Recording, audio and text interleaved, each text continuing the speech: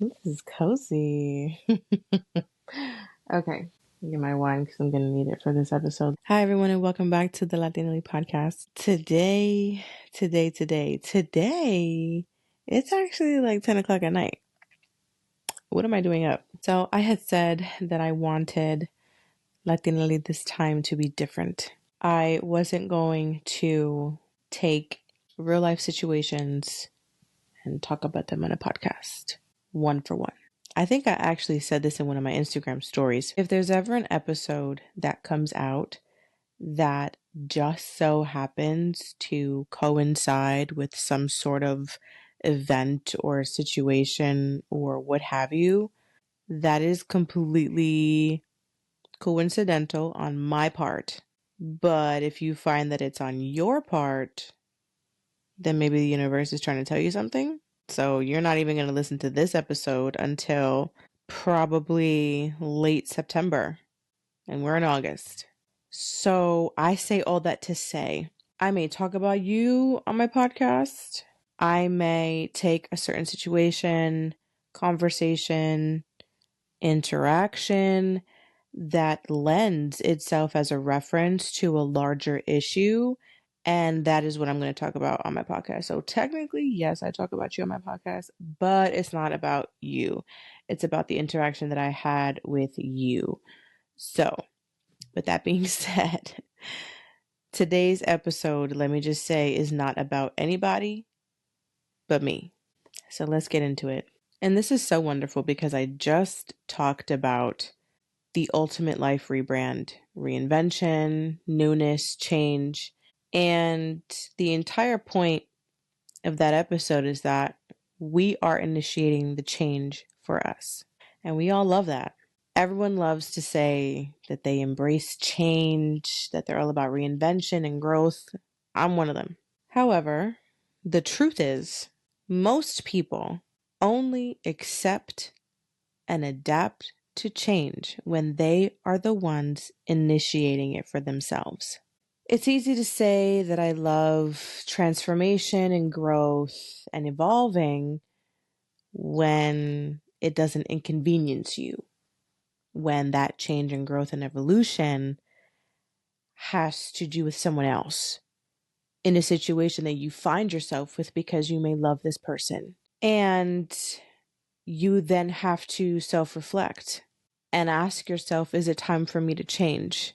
Because something's not aligning here. Because sometimes it's going to be someone else's growth that requires you to shift and to adjust, to be held accountable, to be uncomfortable. And oftentimes when that happens, when you are forced to change because someone in your life is requiring it or setting a boundary, that's when the resistance is always going to kick in. And this episode today is all about that resistance. It's about what happens when you set a boundary that doesn't coddle everyone else's comfort, when your peace disrupts patterns of someone else's avoidance, when your evolution or your boundaries aren't labeled as cute and convenient. That's when you're going to be called the villain. And I myself have re-entered into my villain era. And I don't think I'm ever leaving it. Because being the villain is not a bad thing. Being the villain is a wonderful thing. And I actually have an episode, I think it's called I Love Being the Bad Guy. And this is kind of an ode to that, but this is a little bit more of a tailored perspective to it. Because oftentimes when you're the villain, you're misunderstood. And that misunderstanding is at the cost of you honoring yourself and honoring what you want and what you believe is right for you. Because when people are used to your silence or your people pleasing or you rolling over for them, the moment that you start to use your voice, it sounds like violence in their ears. The moment that you start to set boundaries with people because you're done turning the other cheek or you're done fuck being graceful sometimes, that boundary is going to look like absolute betrayal. And when your healing highlights their dysfunction, you are always going to be called the problem, the villain, the bad guy. And the way that I see it is, I will always be the villain in your story, because that means that I know without a shadow of a doubt that I'm the hero in mine. This refinement that I wanted for Latinaly, in the way that we are dissecting topics and the way that we are really digging deep into a more elevated and sophisticated way of thinking about certain things, I truly feel like we are tapping into our divine feminine energy when we discuss these things in this manner, rather than throwing out anger and lashing out and, name calling and just doing too damn much. I'm all for being too much. I am not I am not for doing too damn much. There is such a thing as doing too damn much. And your friend is not your friend if she does not tell you that you're doing too much. But in this divine feminine energy, there's going to have to be this shift in being the villain, because people would rather be complacent with a certain behavior because it is popular, because it keeps the peace, because everyone is happy and everyone can be friends and everyone. Listen, fuck that. I don't submit to anything of that sort if it disagrees with me just because it's popular, or because it's going to destroy the family, or because they're going to get upset, or because you could get upset, be mad, be big mad. I don't give a damn. You can go on. Bye. You being mad affects me in no way, shape, or form. It used to, but not anymore. I am happy being the only person in the room who is not complacent, who is not going to enable, who is not going to roll over on a situation because of the rest of the room deems it to be the most popular one. And so you're always going to be the bad guy. You know what I love? You're too difficult. You're a diva. Oh, this one's my favorite. You're overreacting. Baby girl, you're underreacting. Are we fucking kidding? Are we experiencing the same situation here? I'm over fucking reacting. To be honest with you, I think I'm appropriately reacting, because if you want to see overreacting, just just let me know and I will give you a fucking show, and I will give you a front row show of what the fuck I look like when I overreact.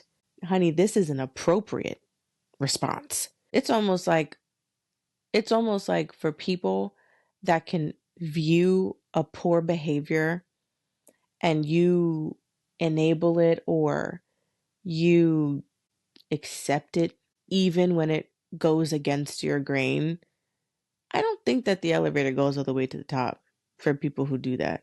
Keeping the peace has never been my style, and I don't think it's ever going to be. Being the villain doesn't mean that you're the bad guy. It just means that you're the only person with a fucking backbone that is able to use their voice and set boundaries and put things in place to make sure that your peace isn't disrupted, to make sure that your morals aren't moved, to make sure that you're comfortable. Listen, if that makes me the villain, period, sign me up any day.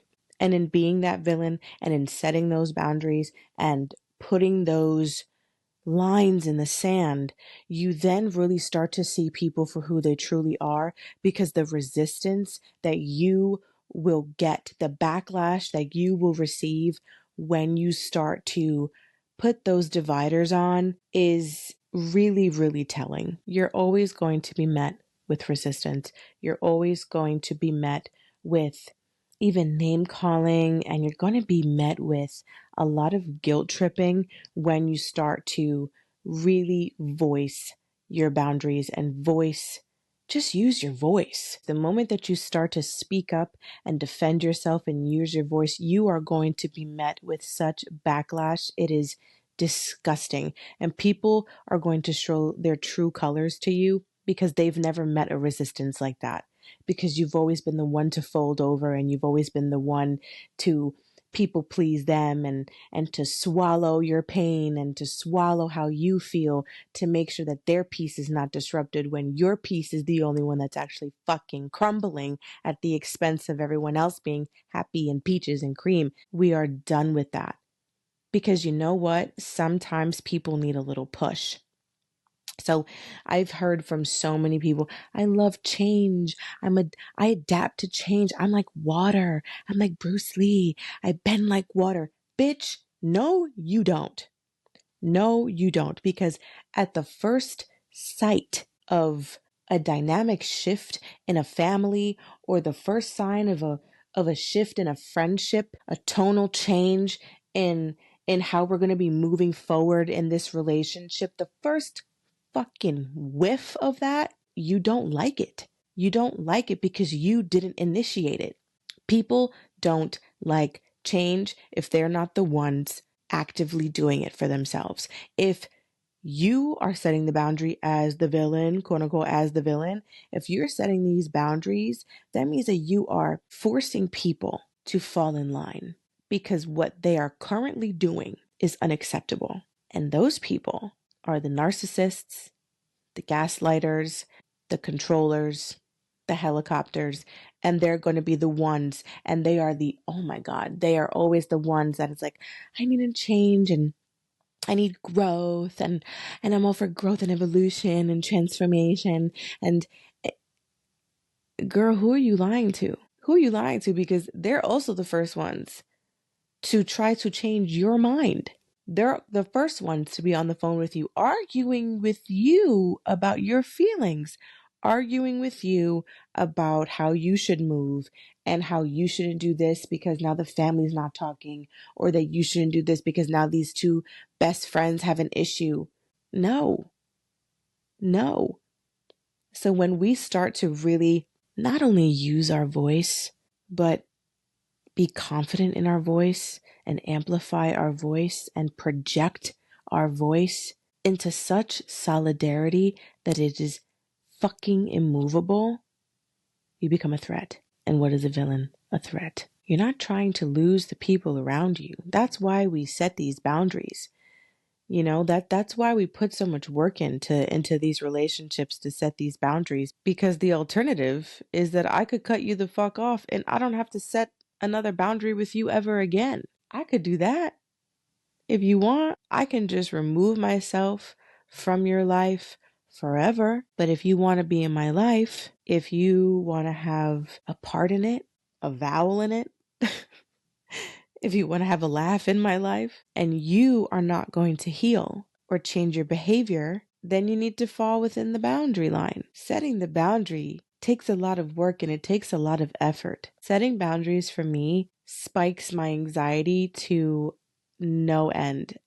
And I actually hate it, because innately, even though I know that setting these is incredibly important and incredibly healthy, there's this pit in my belly that ignites my fight or flight, in the understanding that me setting this boundary is going to cause conflict. So sometimes setting them is actually conflict inducing, and I don't like conflict. Isn't that crazy?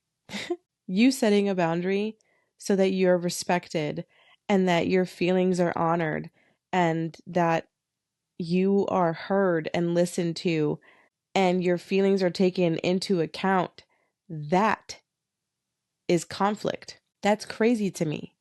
That's crazy that two people can't just sit down and say, this is this and this is this and you did this and I didn't like this, or like, we can't just have an open dialogue of what is working and what is not working in this relationship without somebody feeling like you're attacking them. Because ultimately, that's what the boundary feels like. The boundary feels like, I need to put this in place because you did this. Obviously that's exactly what it is, right? But a lot of people don't like to be told about themselves. A lot of people don't like when you show the mirror to them and now they're looking at a version of themselves that you see and it's not in a great light. And so that's where you have to draw that line in the sand with them. And when you do that, that causes for them to do more work because you are highlighting a behavior that's not working for you and it's not working for your relationship. And so now when this person interacts with you or they're in the same room with you, they have to be very mindful of how they're acting. And that takes a lot of work on their part. Imagine that. You have to think about what you say before you say it, and you have to think about what you do before you do it. How difficult is that? like, like for people that have boundaries put on them, that's what they have to do, right? That change that you are putting on them in order for them to remain in your life, that's a lot of work for them. They don't like that because you having to set this almost to them is like a character flaw and an attack on who they are. And also too, this is where the gaslighting comes in, or and the narcissism, and I love it when they're kind of paired up together, is when you set a boundary and this person kind of makes you feel fucking crazy as though they are absolutely the opposite of what you're talking about and there's no way that you even need to have this conversation because they're not even like that. I love that. Those are my favorite conversations because in essence you end up going in circles again and again and again. And so sometimes with those people, I like to record them. I record conversations. And if you are dealing with someone who's a narcissist that believes that they do no wrong or is selectively forgetful of the things that they do, record them. You don't have to do a video because people get very upset about that. I like voice memos. And then I play it back. And whenever we feel so strongly about a situation and we are setting those boundaries, it's very easy for people to villainize you for how you react to a behavior that some may deem to be not that bad or, oh, it's not that serious. And so that's where we get the overreacting. You know, you don't need to, react this way. Like it's not even that big of a deal. Sure. And the truth is, they don't villainize you because you want to choose peace. They villainize you for not being complicit in the behavior that upset you and letting it roll off your back. Being complicit in someone else's wrongdoings towards you so that you keep the peace. But then it happens again and again and again because I really think we need to start believing people when they show us who they are the first time. And believe me, I am all about change and I am all about second chances. See, but it's really, really difficult to do that, to accept that someone has changed, to accept that someone is a new version of themselves when you're hearing from Tom, Dick, and Harry that this person is doing the same shit that they were doing a year ago, 2 years ago, 3 years ago, did it to you 2 weeks ago, and then they did it again. So where's the change? Am I missing something? So just because someone says, I've changed, now we're just going to go, okay. I'm sorry. If it walks like a duck and it quacks like a duck, but that motherfucker has 4 legs and a wagging tail and a snout, am I gonna motherfucking believe it's a duck? I mean, what the fuck? It's behooving to me. You need to stop believing the performance that people will put on to make themselves actually not be seen as the bad guy when it's their behavior that is causing you to react in such a way that now you need to set that boundary and then you're the bad guy.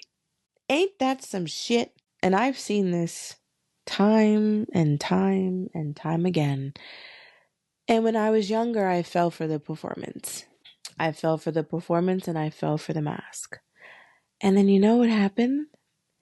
They did it again. Isn't that crazy? The person that hurt me said they were sorry and that they changed and things went back to normal, and then they did it again. If the performance doesn't align with the behavior, you cannot believe it. I don't care if to the world they are this martyr and lovely person and everyone speaks so highly of them, and then you receive a completely different version. That's where a lot of the misunderstanding from outside perspective comes in, because they don't see what you see. It's not about the person that they're seeing, it's about the version of the person that they're receiving, because their behavior towards one person is not going to be the same behavior towards you. And so sometimes, like myself, for example, I don't know what the fuck it is about me. It could be a Sag thing, it could be a witchy thing, I don't know. A stranger will come up to me and give me their whole life story. Some people will even cry. And the only reason that I'm talking to this particular person is because I know their friend, or I'm friends with a friend, or I work with them, right? So we have a mutual connection, this person and I. But the first time we meet each other, it's all of a sudden I get this version of them. So when I talk to our connected person who I actually know, I'm like, yeah, you know, so and so did this, and this. And they will look at me like, who the fuck you talking about? And I'm like, Fulana. And they're like, I'm sorry, they did what? That doesn't even sound like them. And I'm like, ain't that some shit? I receive versions of people that no one else gets. So to the outside world, yeah, I look a little fucking crazy, but I can't help who I receive. I can't help the version that you want to reveal to me. I can't help that. I can't control who you reveal yourself to be. The only thing I can do is control my interpretation of you, my feeling of you, my first impression of you. That's the only thing I can control, is how I feel about you. I can't control what you do, just me. Because that version that they put on for the world is not the same one that you're getting. And this is the God's honest truth, is I believe that when for some reason people are around me, it's almost as though a veil is lifted and you feel the need to show me who you are, even if you're not actively trying to do so. I was actually at a party recently and someone had come up to me who I saw the whole time, and they didn't say anything to me. They didn't even, like, they looked at me, but they didn't say a fucking word to me. And then the night went on, and then I noticed that they were just like kind of standing adjacent to me and just like staring at me, and I was just like, hi. Like, what the fuck? I was like, can I fucking help you? But in real life, I was like, hello, how are you? And then they sat next to me, and then they looked at me and they went, you think I should have kids? And I was like, what? I was so fucking behooved. I was like, wait, what? I don't know you from a hole in the wall. But now you asking me if you should be a parent? You know, I don't know that they would normally do those things. And so it's almost like when I'm around certain people, it's almost like the version of themselves that they feel is their truth, or the version of themselves that they feel the most comfortable or the most vulnerable, are the ones that they show me. Now, do I need to set a boundary with that person? No, because it's just a conversation.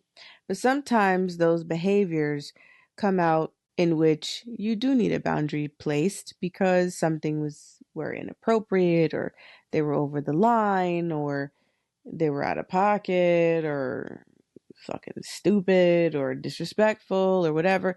And what I find to be the most common with certain people is that to the world, they will show one version. of themselves. And then you'll get little pockets of who they actually are. And those are the ones that I believe. The depth, the raw, the real, and the true. And sometimes when those people are revealed to me, I love it. A lot of the time it's genuine and it's all love and it's warm and it's a wonderful conversation that I end up having with a complete stranger. And then, sometimes you get the other where you need to turn shit up. And so choosing to see the truth of who they are rather than the illusion that they deliver to the rest of the world will upset everyone that benefits from that illusion. And like I said, sometimes I'm the only one that's receiving that. And when it comes to certain situations, yes, I am the only one saying this isn't right. I'm the only one that's saying I have an issue with that. There are people that I haven't talked to, people that I have gotten into very, very uncomfortable conversations with because I'm going to tell you that it's not right. And I have divided my family on numerous occasions. And I divided it because there was a boundary that needed to be set that no one wanted to respect. And unfortunately, that's what happens when your boundary is not respected. What happens when you set the tone for how you're going to be treated and you're faced with backlash and you're faced with that pushback and that anger from the receiving side? What do? Sometimes it's very, very easy to say, I'm going to pick and choose my battles and I'm not choosing this one because I have already a lot going on and I can't really be dealing with this, or I'm really fucking things up by setting this boundary. It would almost be easier. It would almost be easier on me if I just left it alone. When in fact, that is the worst possible thing that you could do for yourself. I have received pushback from setting boundaries on numerous occasions. And I didn't give a flying fuck. My response: this is how I feel. I will not tolerate being treated that way. I will not tolerate being uncomfortable. And I am not going to disrupt my peace and my spirit to make everyone else happy. And if you find a problem with that, then you can go fix it. And you let me know when it's resolved, because I have no fixing to do on my end. You see, the boundary is a reaction to a behavior that you received. It's so funny is that people love to talk about how strong I am and how I don't take no shit and I tell it like it is. People love that until they're on the receiving end of it. Then they don't like it. then they want me to be something that I am incapable of being. So the very things that make you respect me are the very things that you want to change when I am asking for that respect from you. Ain't that some shit? Because what's really interesting? Since being the villain, I have not lost an ounce of fucking sleep. Setting the boundary causes an anxiety attack. Always. I will have a full-blown panic attack. Because that's the thing, setting the boundary is hard. Setting the boundary is actual therapeutic work. I keep saying, my God, how many times have I fucking said boundary in this motherfucking episode?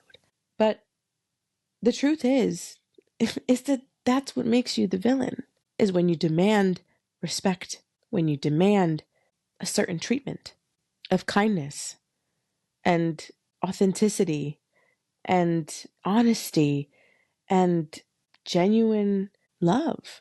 And when you set the tone that you will not tolerate receiving behavior, receiving treatment that is anything less than you deserve, you're always going to be labeled as difficult and overreactive and too much, a villain, a cunt. That's always what it's going to be. Always. Because the thing is that the boundary is work. The boundary is effort. Having uncomfortable conversations is work. It's not easy. Being this person is not easy. Easy is cutting everybody off. Doing all of this work is really difficult. And it's also too, let me ask you, This is to the people that need boundaries placed on them. This is not to my girls. This is not to my girl. Do you think that we want to do this? Like, do you truly think that I want to be the person that splits up the family because I won't tolerate a certain behavior? Do you really believe that I want to do that? Do you really believe that I wake up and I say, you know what, I'm gonna fuck somebody's day up today? Is that truly what you believe? This entire premise about being the villain is protecting my peace, and the only thing that I want is peace. The only thing I want is joy and a good time and positivity. Do you really think I want to wake up and have this bullshit looming on my day? Do you really believe that I want that? Do you really believe that a woman with 2 kids, a full-time job, a husband, all these fucking hobbies that I can't keep up with, and friendships of people that I love, do you really think that I wake up and I want to deal with some shit like this? No, because the gag is that your shitty ass behavior put us in a predicament where we either had to be the good guy for everybody else and take away from us, or be the villain in your story and the hero in ours. That's the rock and a hard place that you put us in between. Because I don't think any woman that has had to do this work woke up and went, oh, I'm so happy to do this today. This is fucking amazing. I love having uncomfortable conversations with people who I really love, but they can't get their shit together. Be so for real. And so I will always remain in my villain era, because the villain in me protects my spirit, my peace, protects my children. It protects them from mal de ojo. It protects them from evil, protects my family, protects my home, my life. To be the villain is a lot of work. So no, we don't wake up and we just want to be that person. We wake up and we have to be that person. Because if not, then we are forced to be everything for everyone else that we don't want to be. And it's about choosing us. It's about being selfish and choosing right for you and what you will accept as appropriate behavior that you will receive in your life. You know, it's hard work and it gives me anxiety and it gives me a panic attack, and I'm not going to lie and say that it doesn't, because it does. I hate conflict. I fucking hate it. Makes my skin itch. But after it's done, I feel so proud of myself. I feel so proud of myself that I put my foot down and I planted myself like a tree, and I didn't fucking waver for anybody. And I stood my ground on what I believe in and what I want and what I need and what I will demand in my life. And so I sleep really peacefully and I wake up happier, and because being the villain is about being the main character of your own story. And people who call you the villain want you to only act as a supporting actor, one that only lives to please and submit, one that keeps the peace at the expense of your own. Because being the villain means refusing to normalize dysfunction and refusing to normalize enabling. It means protecting your peace and your spirit, even when it is unpopular, and even when it invokes anger from those on the receiving end. You are always going to choose your respect and your happiness and your joy over everybody else. Yeah, you being the villain is probably going to cause a little destruction. You're probably going to have some people that don't talk to you or that step away. Some people that feel like they need space from you, or that they can't be in your life right now because you set a boundary, because you told your truth, because you highlighted the truth. Being the villain means you're going to tear some shit up. But the only thing that you're destroying is the very thing that you will no longer tolerate as normalcy in your life. You are destroying generational curses that you will not pass down. You are destroying pain that was given to you by a parent who was given to them by their parent, and so on. Being the villain means that you know your voice and you understand the power that your voice holds. And it holds so much.